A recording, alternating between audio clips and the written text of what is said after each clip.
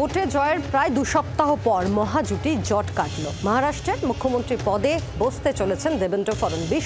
তার নামে শিলমোহর বিজেপির পরিষদীয় দলের যে বৈঠক, সেই বৈঠকে এই সিদ্ধান্তই হয়েছে এবং আগামীকাল শপথ নেবেন দেবেন্দ্র ফডনবিস। কথা বলবো, রাজীব চক্রবর্তী রয়েছেন আমাদের সঙ্গে, আমাদের প্রতিনিধি।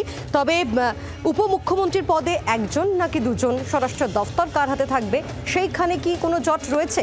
কি পরিস্থিতিকে বুঝে নেওয়ার চেষ্টা করি। রাজীব চক্রবর্তী রয়েছেন টেলিফোনের প্রতিনিধি। রাজীব, মহাজোটে জট কাটলো বলা যেতেই পারে মুখ্যমন্ত্রীর কুর্সি নিয়ে, তবে উপমুখ্যমন্ত্রী পদে কি একজন নাকি দুজন, আর স্বরাষ্ট্র দফতর সেটা কার হাতে থাকবে, তা নিয়ে কি জট কাটলো, কি জানা যাচ্ছে?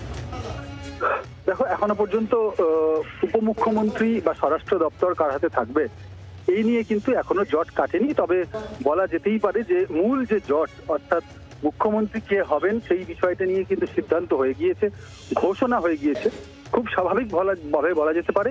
এবং মুখ্যমন্ত্রীর শপথ গ্রহণ অনুষ্ঠানের দিনক্ষণও ঘোষণা হয়ে গিয়েছে, আগামীকাল তিনি শপথ নেবেন। স্বাভাবিকভাবেই বোঝা যাচ্ছে যে মহাজুতির যে জোটের নিয়ে জটিলতা ছিল, সেই জটিলতা কেটে গিয়েছে এবং কাটতে চলেছে বলা যেতে পারে। তার কারণ সরকারের তরফ থেকে যারা কেন্দ্রীয় সরকারে রয়েছে, শাসক দল বিজেপি, সেই দলই কিন্তু সেখানে মহারাষ্ট্রের শরিক দলগুলির সঙ্গে ডিল করছিল, আলোচনা করছিল এবং সেই আলোচনায় একটা আটকে গিয়েছিল আলোচনা। সেই আটকে থাকা আলোচনা কিন্তু জটিলতা কাটিয়ে একটা জায়গায় পৌঁছেছে এবং তারপরই মুখ্যমন্ত্রী হিসেবে দেবেন্দ্র ফডনবিসের নাম ঘোষণা করা হয়েছে। এখন দেখা যে উপমুখ্যমন্ত্রী এবং স্বরাষ্ট্র মন্ত্রক নিয়ে সিদ্ধান্ত কি হয়, সেই বিষয়টি খুব শীঘ্রই জানা যাবে। ধন্যবাদ। রাজীব চক্রবর্তী প্রতিনিধি ছিলেন টেলিফোনে। আগামীকাল শপথ নিতে চলেছেন মুখ্যমন্ত্রীর পদের জন্য দেবেন্দ্র ফডনবিস, তার বক্তব্য শুনব।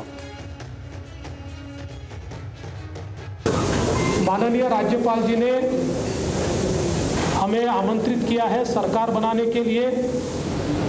नई सरकार का शपथ विधि ये 5 तारीख को शाम को 5:30 बजे विश्व गौरव भारत के प्रधानमंत्री माननीय नरेंद्र मोदी जी की उपस्थिति में संपन्न होगा। मुंबई के आज़ाद मैदान पर ये संपन्न होगा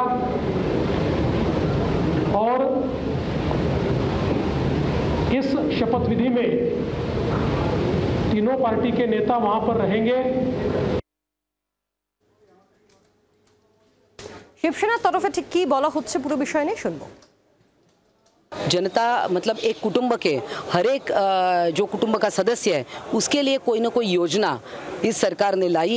सबसे बड़ी योजना तो लाड़की बहन वाली योजना रही और लाड़की बहनों ने भर भर के प्रेम हमको दिया है। महायुति की सरकार लाने में लाड़की बहनों का बहुत ही बड़ा योगदान है और आगे भी सरकार जो महाराष्ट्र की जनता है उनके मन में जिस प्रकार एक सरकार होनी चाहिए वैसे सरकार बनेगी।